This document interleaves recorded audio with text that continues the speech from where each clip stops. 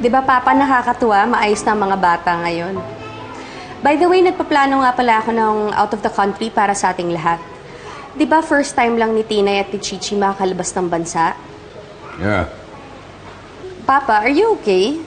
Parang hindi ka ata masaya. Don Miguel, good afternoon. Good afternoon.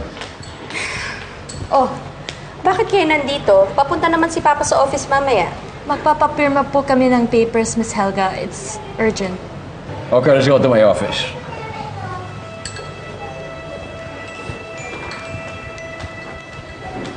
Don Miguel, may kailangan ho kayo malaman.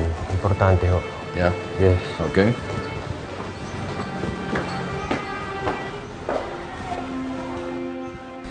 As you can see, Don Miguel, meron malaking discrepancy yung original price during bidding at ang inflated price ng supplies na mismo pinapadala sa factory. Don Miguel, yan ho ang isa sa mga huling files na nakita ni Peter bago siya ma-hold up.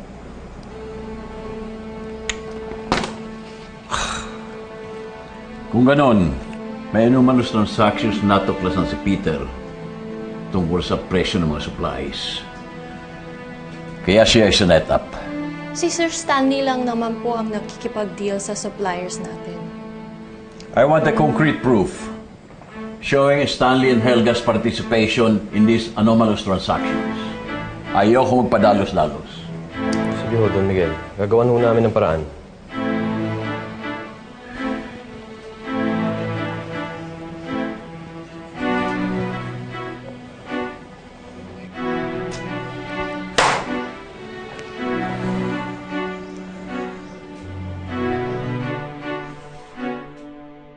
Assistant Manager Bochog!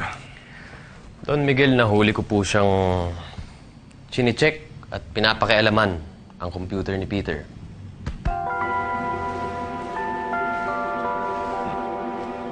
Pinapakuhang files lang si Sir Stanley. Anong klaseng files? Yung nagpapatunay na ninanakawan niyo ako? Alam niyo na yun?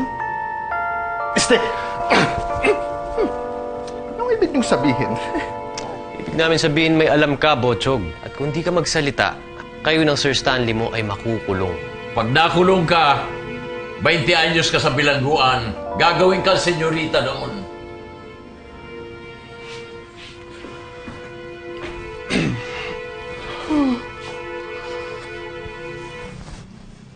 Huwag po, Don Mix, ayokong makulong.